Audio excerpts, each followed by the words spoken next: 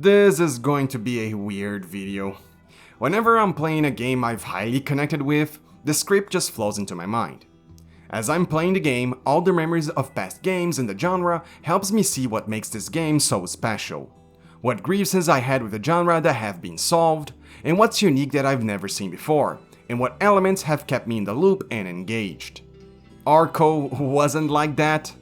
Not that I didn't connect with this game, actually this game is fantastic. It's one of the coolest games I've played this year, with tons of elements that made me enjoy it a lot. But even with having it all the characteristics of a game I love, I just can't write a good enough script. You might be wondering why, and the reason is its genre. Arco is both a point-and-click adventure with turn-based combat. Are you guys okay if I confess something?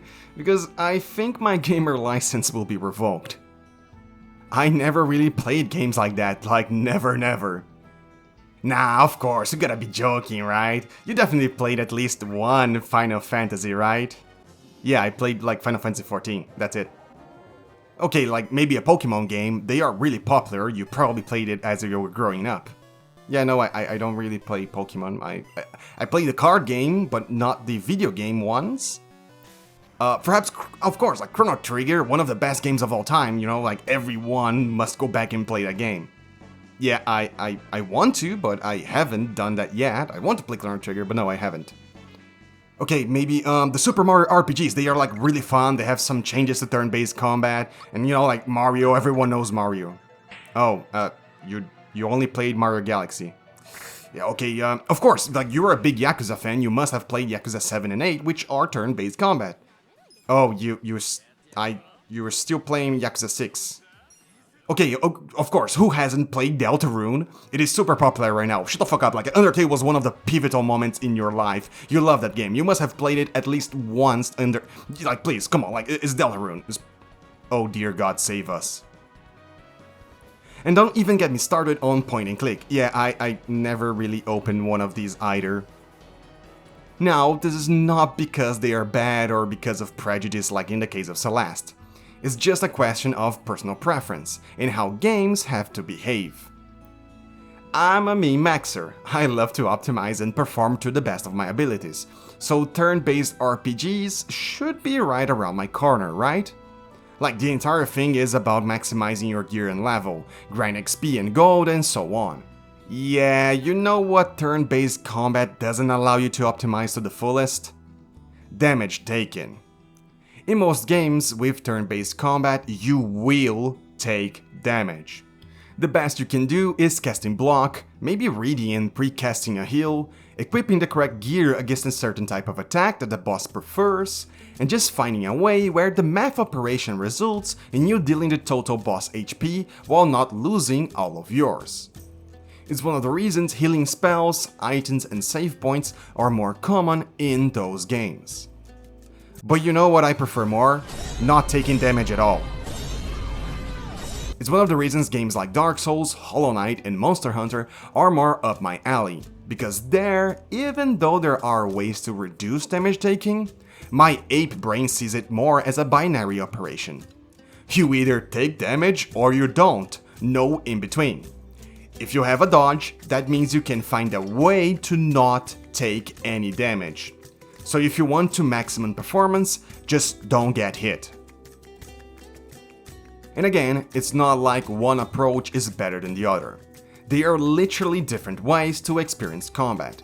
One, you might rely more on your reflexes, while the other requires intrinsic knowledge of the enemy's attack and tons of planning in your actions if you want to maximize.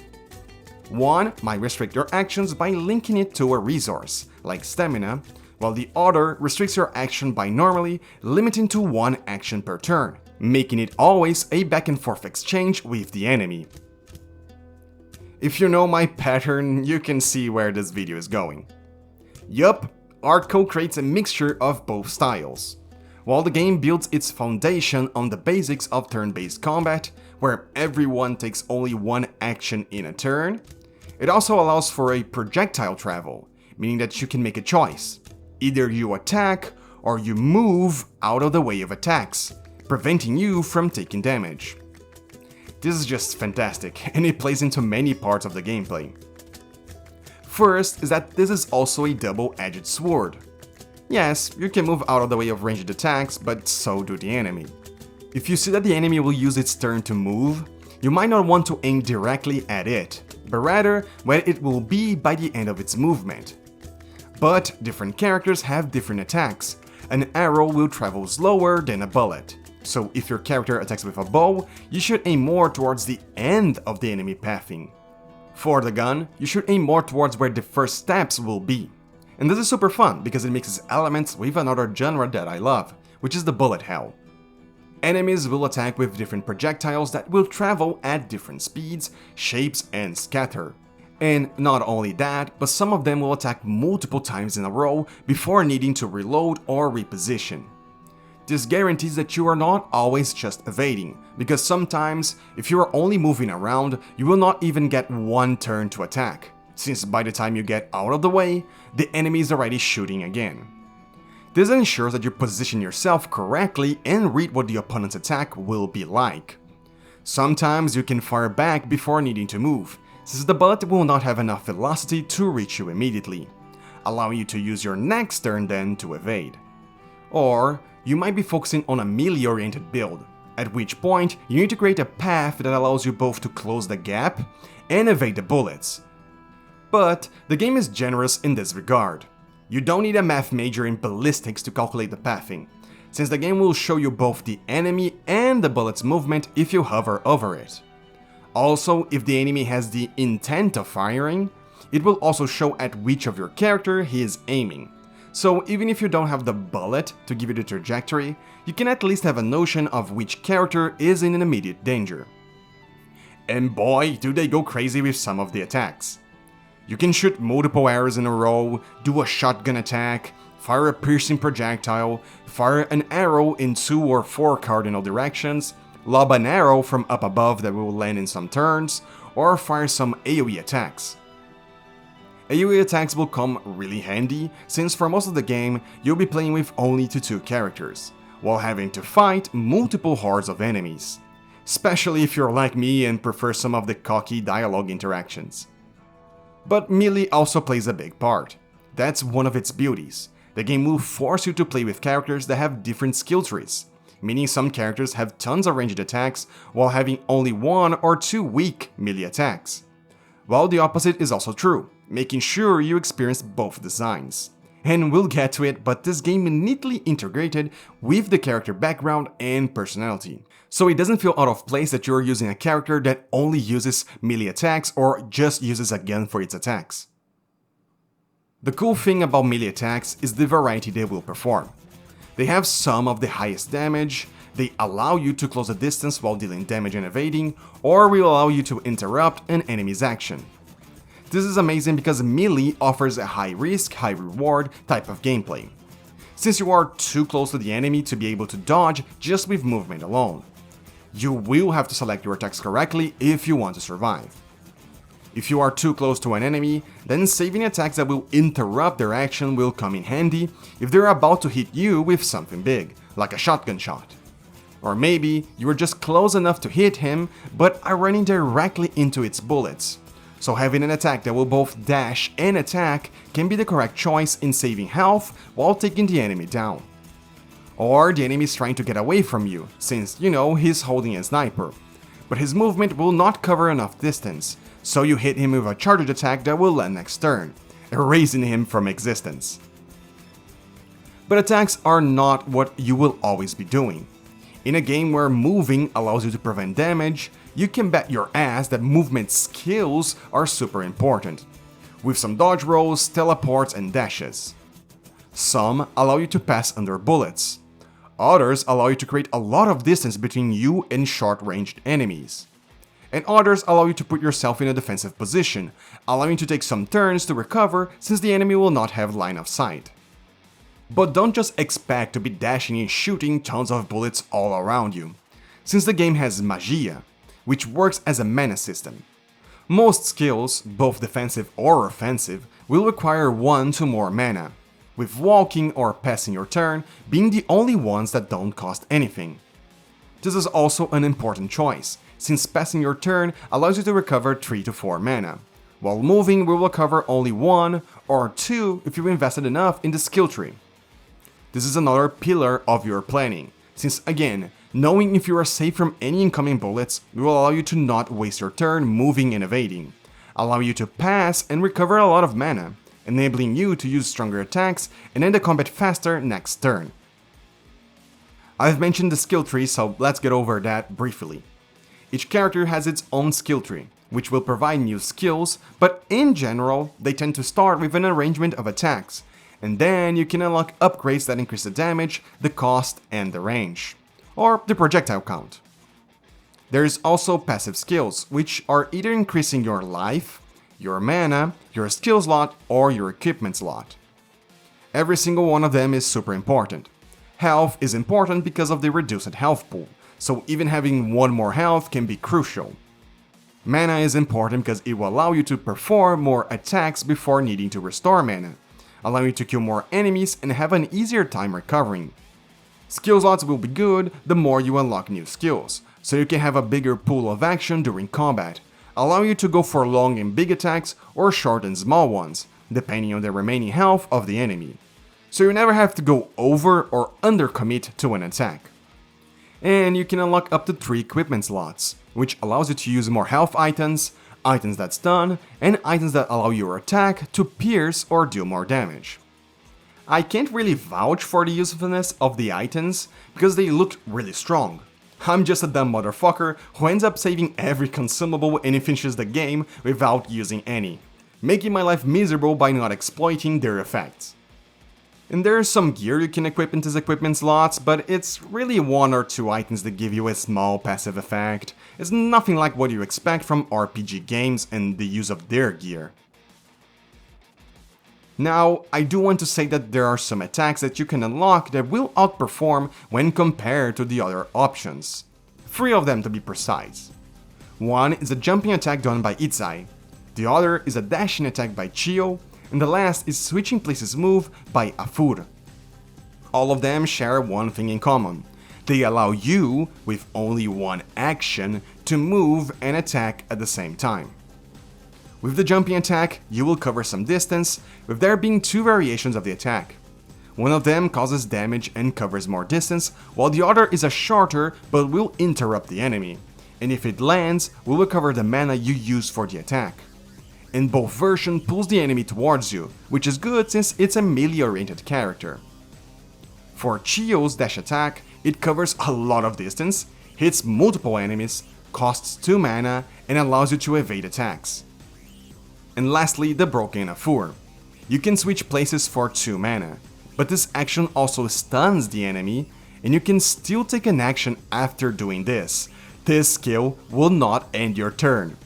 To make things even funnier, his upgrade removes the cooldown of the ability, meaning you can switch places multiple times and stun lock a bunch of enemies. Not only that, but if you then choose to pass your turn after switching places, you recover more mana than what you spent to literally stun a target. You can stun lock an enemy while still, somehow, recovering mana every turn. Also, the fact that this skill doesn't end your turn still amazes me. How did they even allow this? It breaks the balances of everyone taking only 1 action per turn. Spoilers, jump literally to this timestamp is only seconds ahead.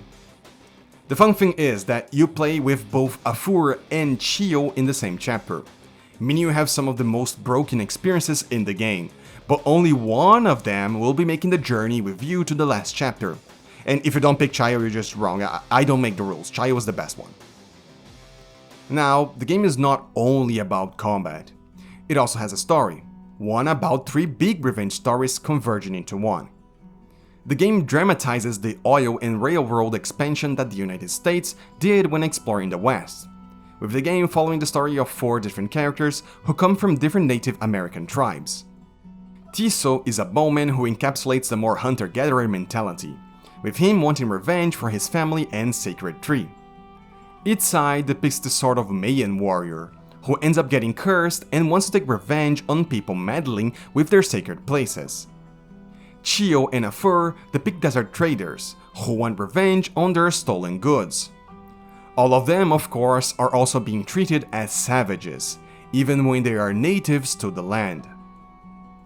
Now, excuse me if this sounds cliché, but if you notice from my accent, English is not my first language. Hell, it's not even my second language, so I love the depiction of Native American culture.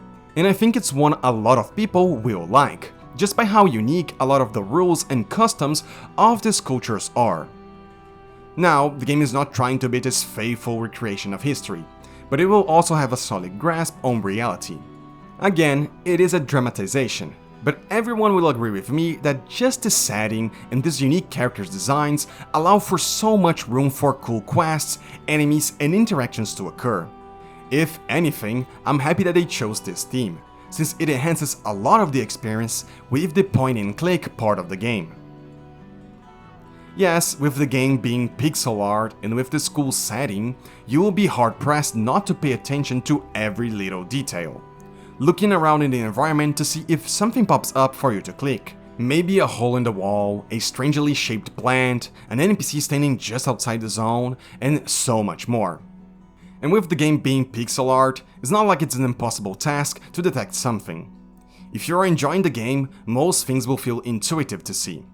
And again, every single character you will find will have so much personality, which makes sense. Different cultures cultivate different behavior, and different biomes will cultivate different interest in what to find or obtain for the quests. And with the only resources being experience or gold, almost every new quest will be worth your effort, since you will feel it has a tangible impact on your strength. But really, the real reward is experiencing all the different side plots and dialogues. They're really fun and help you connect with the characters you are playing. Some of them are even brought up in some important parts of the main quest. The game will also have a little karma system. If you do bad actions like stealing from a grave, having a short fuse and being rude without reason, killing people out of fear rather than waiting for them to explain themselves, and so forth, you will feel a burden on your shoulder, making a little ghost enemies appear during combat. This is really annoying since they don't operate in turns. They will just hunt you down, so the longer you wait to take an action, the closer they get to you. And sometimes this will change your action entirely, since even if you have a good opportunity to attack the enemy, with a ghost getting close to you, you might need to change and run away from it instead. This is such a good design element, since if you ended up taking advantage of a situation, allowing you then to get more experience and gold, the game actively gets harder to challenge you with your newly acquired resources. It's your past actions coming back to haunt you. Arco, what a beautiful game, with tons of culture and engaging gameplay, both outside and inside combat, a beautiful world through the lenses of pixel art that feels handcrafted to pique on your curiosity, and just so much respect for the culture of old and native tribes. Also, what a beautiful soundtrack, with beautiful melodies in acoustic guitar ensuring synergy with the Wild West. And with beautiful Spanish-speaking singers. I cannot tell you how much I love women singing in Spanish. Their voices sound so angelic, but with so much pain. The soundtracks fit so nicely with the theme and the vibes of the games are going for. It's impossible not to be transported to that time period. Also, the game knows how to use music so well, because only in its most emotional moments that the singers actually appears. Outside of that, you're mostly left with instrumental that enhances your emotions throughout combat, throughout anger, throughout grief, and so on and so forth. And hey, if you finish this game, the developers even put up a special website in the credits, so you can mail them some info and get rewards. So buying this game can be worth it, both for the experience in-game, but also with the interaction you will be able to have with the developers. Please give a chance for Arco, it's a really good indie game that you can feel the amount of passion that the developers put into the game.